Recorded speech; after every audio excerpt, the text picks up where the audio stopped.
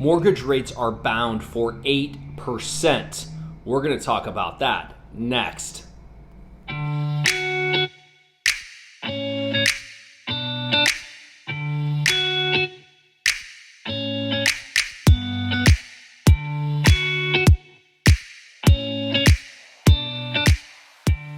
Hey there, my name is Ryan Skaggs, and this is the Mortgage Minute. This channel is dedicated to everything mortgage, real estate, and interest rates. This week, delivering the amazing news of higher rates, and yes, I hope you can hear the sarcasm in there, is that we have seen rates increase yet again. We are likely going to be hitting our recent highs that we had in October, November of last year. We are absolutely at our current high for 2023. It is July 2023. We see the average 30-year fixed according to Freddie Mac at 6.81. Now, typically that is with 1 point paid. You can check out the chart below to follow that Freddie Mac survey and kind of see that week-to-week chart.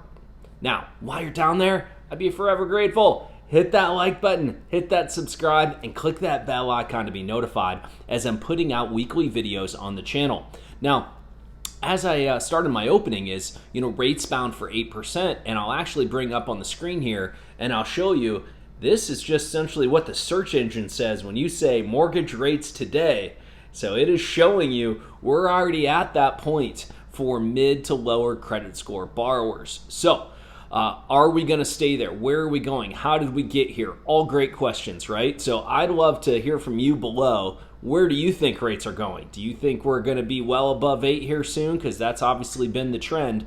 You're going to see articles out there. I see an article and now come across my desk a few times. The average 30-year fixed at 7.22. Again, I told you Freddie Mac in the link below, 6.81. They're all using some different survey techniques. Some would be with no points, some would be with points. Whole nother topic of discussion. And I have done a video about this before, so I'll link right up here as well. Now, what has happened over these last few weeks that we've seen interest rates rise this significantly? Because the trend prior to that was that we are basically kind of stable and coming down. We had a lot of volatility in the market, but the Fed has come out and said, hey, we're going to need to raise rates a couple more times. We have not, our battle with inflation is not over. Or maybe the war and they're waging battles, if you want to give that analogy. Well, I'll tell you what, after a few pieces of data that have been released over this last week around the July 4th holiday, all of them basically pointing to the same thing, is the job is not over.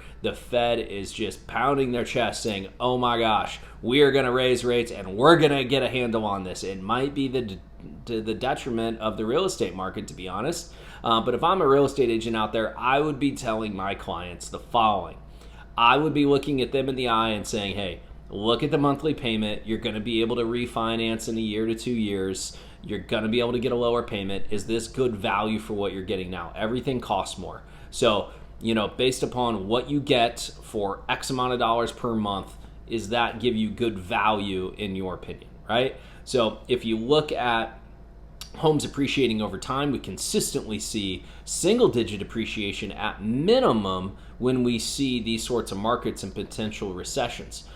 So if you go back and look at the books, when you look at the recessions, if you take out 07, 08 there, 09, you're going to see that housing prices appreciated by single digits, typically like 2 to 5% in there, depending on your individual market, but you would have an appreciating real estate market when we have a potential for recession. And right now, the Fed very well might put us right into one with their continued kind of policies. Now, it makes sense in my mind of what they're doing and why, because the inflation numbers and these other numbers, core CPI, and all these other things, that they are still very much not handled yet, right? The war is not over. So therefore, the market is then digesting that and saying, hey, if they're going to raise rates 2, maybe 3, maybe 4 more times, like, we thought this might be over, and that's why we had lower rates on, say, a 30-year fixed. So that is why we've seen in a summary of these rates, kind of moving forward. Now,